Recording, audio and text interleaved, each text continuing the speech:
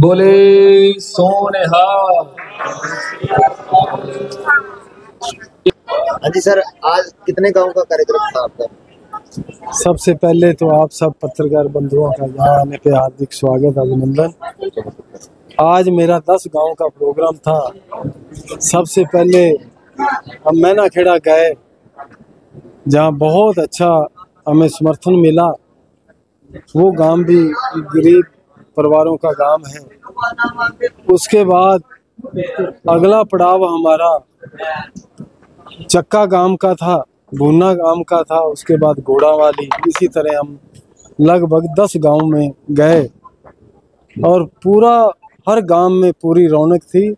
लोग इंतजार कर रहे थे कि कब 5 तारीख आए और हम अपनी मोहर का इस्तेमाल करके शिषपाल कंबोज को विधायक बनाने का काम करें।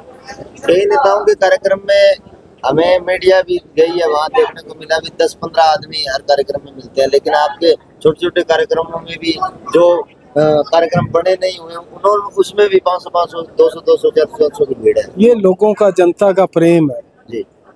जिस तरह आप जानते हैं कि पिछले 5 साल में इन लोगों ने जनता के काम ना कर करके अपने घर भरने का काम किया। ये उसका रिजल्ट है कि आज जनता इनसे दूर हो चुकी है और आने वाली 5 तारीख का इंतज़ार कर रहे हैं कि किस तरह हम इनके वो 5 साल का हिसाब लेने का काम करें। 10 साल से प्रदेश में बीजेपी की सरकार है, अब आप फिर गांवों में जा रहे हैं, कोई एक्टिंग कमेंसी भी नजर आ रही है क्या? नहीं, हमें कोई ऐसा महसूस नहीं हुआ। लोग हंस हंस के बात करते हैं। जब हम गाड़ी में बैठ के क्रॉस करते हैं और हाथ का इशारा करते हैं तो लोग स्माइल करके जब जवाब देते तो इसका मतलब है कि वो दिल से हमारे साथ हैं। आज आपकी पार्टी के नेता नीलगंज ने बयान दिया कि मैं सीनियोरिटी के तौर पर मुख्यमंत्री पद का दावेदार हूँ, इसको लेकर क्या कहें? ये संगठन की बात है, हाई लेवल की बात है। हमारी पार्टी में जो संगठन आदेश करता है उसकी पालना होती है। यहाँ छोटे से कार्यकर्ता को ऊपर बिठाने का काम करते हैं और कोई किसी तरह की हमारे संगठन में ऐसी बात नहीं है। जो आदेश संगठन के होते हैं उसकी पालना की जाती है। आज बिजली मंत्री गुरु जो उन्होंने खारिया में आज आरोप लगाया है कि जो बीजेपी ने है वो कमजोर प्रत्याशी उतारे हैं, इसके बारे में क्या कहेंगे? ये तो आने वाली 5 तारीख बताएगी भी कमजोर कौन है। आज भारतीय जनता पार्टी की यहाँ रानिया में लहर चल रही है। कुछ ये लोग अफवाह भी फैला रहे हैं भी ये कमजोर कैंडिडेट है। कुछ कह रहे हैं कि हमारा और इनेलो का समझौता हुआ है। मैं उनको सचेत करना चाहता हूँ, जो इन्होंने कुकर्म किए, इनेलो के राज को कोई भूला नहीं है। क्योंकि इन्होंने जब सत्ता में रहकर लोगों के साथ इन्होंने अत्याचार किए, लोगों के ऊपर झूठे केस बनाए, लोगों की ज़मीनों पे कब्जे किए, यहाँ तक कि इन्होंने हमारे गुरु घर को नहीं छोड़ा। 200 एकड़ ज़मीन पर इन्होंने नजायज़ कब्जा करने का काम किया और उसका जवाब अब जनता देगी। क्योंकि ये रणजीत सिंह जो आज घूम रहा है, इसको अब जगह नहीं मिल रही। इसको बीजेपी ने क्या नहीं दिया। जीतने के बाद इसको मंत्री बनाया, 5 साल इसने ऐश की, उसके बाद इसको हिसार से लोकसभा का चुनाव लड़ाया और अब जब विधानसभा का चुनाव आया, इसको हमारे सीनियर नेताओं ने कहा था कि इस बार आप पार्टी की मदद करो, पार्टी की सेवा करो। लेकिन ये सेवा नहीं, ये तो फल ही लेना, फल खाना जानते हैं।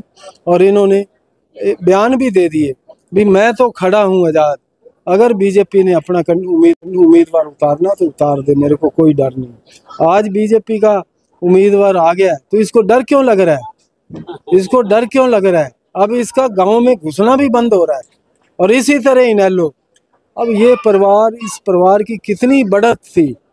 चौधरी देवीलाल का कितना नाम था, राष्ट्रीय स्तर पे उसका नाम था। और आज ये इनके कुकर्मों से आज ये सरसा जिला में सिमट कर रह गए। 2-3 परिवार के मेंबर इलाहाबाद में खड़े हैं, उधर डबली में खड़े हैं, यहाँ दादा पोता खड़े हैं। अब इसके बाद तो इनका घर जाने का वक्त आ गया। सरसा में सिमट कर रह गए और आने वाली 5 तारीख को ये जो मिलजुल के इलेक्शन लड़ने की इनकी नीति होती है, अब जनता बखूबी समझ गई है। ये एक दूसरे को वोट दिलवाने का काम करते हैं। जीतने के बाद सरकार में रहकर ये सरकार को ब्लैकमेल करने का काम करते हैं। तो इसलिए अब जनता इस पे भरोसा नहीं करेगी। हमारा भारतीय जनता पार्टी का आशीर्वाद मेरे साथ है और जनता मेरे साथ है। यहाँ से भारतीय जनता पार्टी का कमल खिलेगा और वो नायब सिंह सैनी को तीसरी बार मुख्यमंत्री बनाने का काम करे। गांव में किस तरह का रिस्पांस है जो आपको देखने को मिल रहा है? क्या जी? गांव में आपको किस तरह का रिस्पांस मिल रहा है भारतीय जनता पार्टी? बहुत एक तरफा माहौल है जी। कोई गांव ऐसा नहीं जहाँ 60% 50% से कम वोट लेने का काम करे। कई गांव तो ऐसे हैं जहां इनका सुपड़ा साहब है। मैं अभी ऐसा देखना इनको, कई गांव में तो इनको घुसने ही नहीं देना लोगों ने। लोग बहुत नाराज हैं इनके।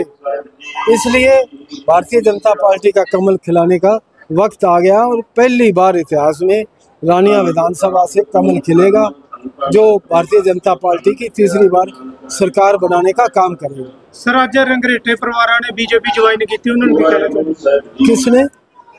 मजदूर परिवार ने। मजदूर यहाँ ये तो पहले ही हमारे साथ है। वो अपने गुरप्रीत जी कह रहे हैं कि जब भी इन्होंने मेरे को कोई भी मांग दी है, मैं जब चेयरमैन था तो हमने वो पूरी की है। आगे भी जब भी मौका लगेगा इस गांव को मैं विशेष तौर पे अपने दिल में रखूंगा। जो मान सम्मान आज इन्होंने दिया है मैं हमेशा इसका ऋणी रहूंगा और आगे से जो भी इनको दुख तकलीफ होगी विशेष तौर पे मैं उसको पूरा करने का हर संभव प्रयास करूंगा।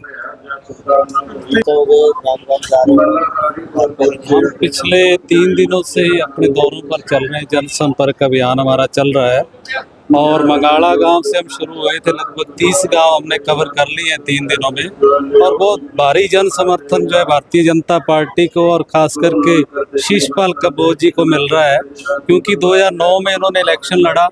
2014 और 19 में टिकट ना मिलने के बावजूद भी ये भारतीय जनता पार्टी के समर्पित कार्यकर्ता बने रहे और तन मन धन से सेवा करते रहे और मार्केट कमेटी चेयरमैन रहते हुए जो विकास कार्य इन्होंने गांवों में करवाए उसका फल हमें देखने को मिल रहा है और लगातार लोगों का भरपूर समर्थन गांवों में हमें हर समाज का मिल रहा है। आप जिला पर अल्पसंख्यक मोर्चा के जिला महामंत्री हैं, उस नाते में कितनी की दावेदारी आपकी अल्पसंख्यक समुदाय से? देखिए, सिख समाज का और अल्पसंख्यक समाज का भारतीय जनता पार्टी ने हमेशा ही मान सम्मान किया है।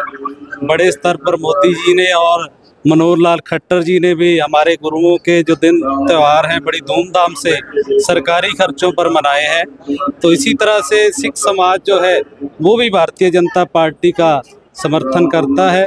कुछ लोग होते हैं जो अन्य पार्टियों में पुराने जुड़े हुए हैं, उनके एक दूसरे पर शायद आसान होंगे, वो नहीं टूट पा रहे उधर से, लेकिन जो सिख समाज है वो भी भरपूर समर्थन जो भारतीय जनता पार्टी को दे रहा है।